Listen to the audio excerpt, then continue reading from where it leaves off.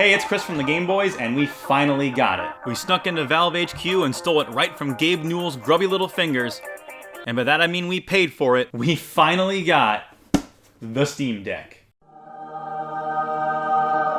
It's been a year since this thing's been released, and while it's gotten a lot of positive reception, it also has its share of detractors. And since we're the best and only video game channel on YouTube, we feel it's our moral obligation to let you know the definitive truth on the Steam Deck. Now, before we get into the fun stuff, I have to say this. Before I even opened the box, there was a problem. Camera guy, can you go ahead and zoom in on that? What does it say right there? Oh, it says Steam Deck right on the front of the package. Here's the thing, I was at work when this was dropped off at my place. Let's say somebody decided to walk by my apartment and be like, I wonder what this guy has in front of his, a Steam Deck? Now it's my Steam Deck! This is the best day ever!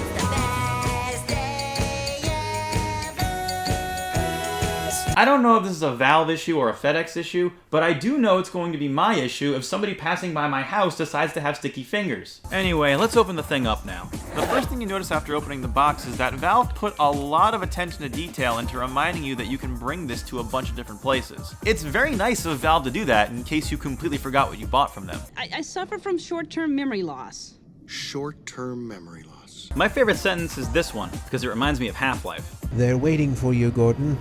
In the test chamber.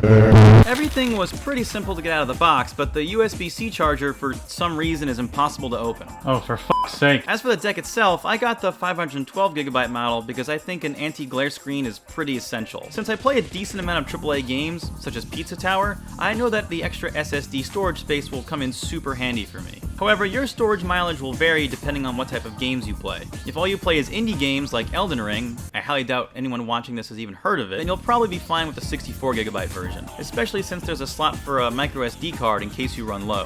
Thank you, Lord Gavin. Now, after spending about 3 weeks with this thing, inspecting it from every angle, clicking every button, seeing which nuclear launch codes I can activate with it, and taking everything into account, from the price to the audio quality to the performance to the durability, I gotta say, this thing fucks. This is the thing I dreamed about having on the car ride to Grandma's house as a kid, and it's amazing if you have a sizable Steam library like I do. Games like Streets of Rage 4 and Portal are gonna run well, as they should, but even more advanced games like Days Gone and Resident Evil 2 run butter smooth. Surprisingly, even first-person shooters are fantastic because of the addition of gyro controls. At first it seems like a bit of a pain in the ass, but after you get the hang of it, the precision aiming that gyro controls give you are second to none, and it feels insanely natural in your hands. I'm sure you don't remember me, though. Man, a few words, aren't you? Almost every game I threw at the deck ran great. However, I did say almost. Sometimes if you want to get a game to work, you have to jump through some hoops. Psychonauts gave me a problem where the camera just kept circling around no matter which control input I chose. After about an hour of troubleshooting, I found a YouTube tutorial that helped me fix it. Doom ran great, eventually, but at first it was giving me frame rate issues, and I found out I had to switch it to run on Vulkan. I don't exactly know what that fixed, but after that it ran perfectly. Also, did you know that Doom backwards is spelled mood, which is what the Doom guy is in all the time? Lastly, none of the GTA games I tried to run worked. However, when I emulated the PS2 versions of the games, they ran perfectly fine. A bit weird, but hey, you can play them. Speaking of emulation, holy crap, this thing is an emulation beast. It can play everything.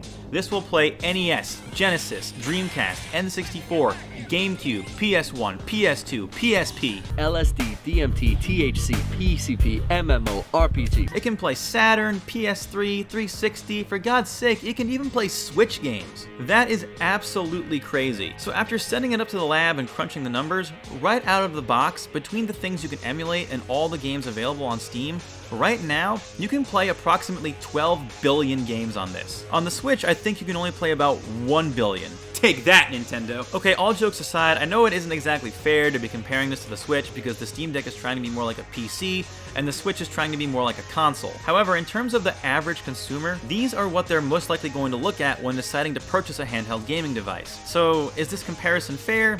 No.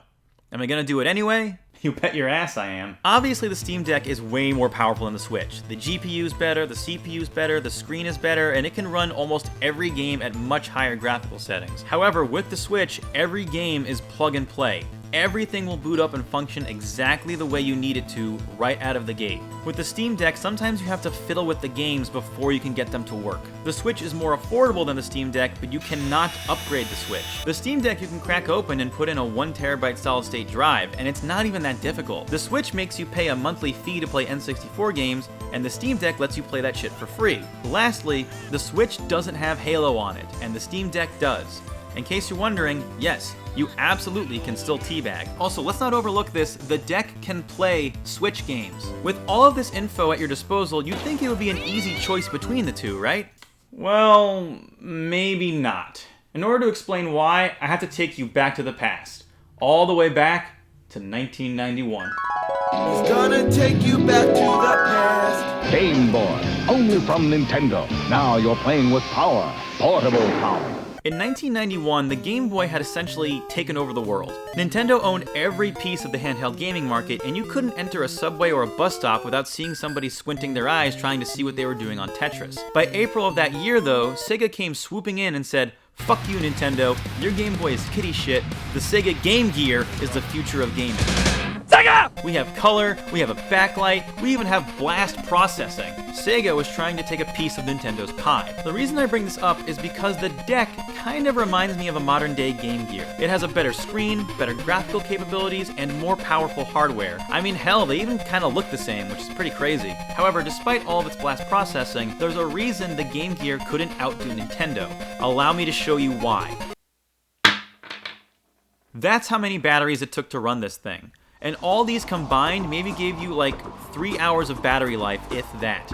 The Game Boy only needed 4 AA batteries and gave you 12 hours of battery life. The battery life for the Switch can usually last about 6 hours before needing a charge. The battery for the Steam Deck varies wildly, but in a lot of cases when I was playing it, it would give me about 2 hours of battery life before it ran out of juice. In one case, when I was playing Doom on ultra high settings, it turned off at about an hour and 15 minutes. That is borderline unacceptable. Granted, if I lower the graphical settings, I can play Doom for over 2 hours, and if I turn it down to 30 frames per second, I can stretch the battery life out even more, but if you're lowering the settings that much, you might as well just be playing the Switch version. I get that if you play less powerful games, you can make it last longer. Playing nothing but less demanding indie games will probably get you about 7 hours of battery life, but the whole point of the system is that it's supposed to be a portable PC. It even says so right on the box. If you can only play higher end games on it for about 2 hours, it doesn't really seem that portable. If you're carrying this thing around with you, you gotta make sure to have 1,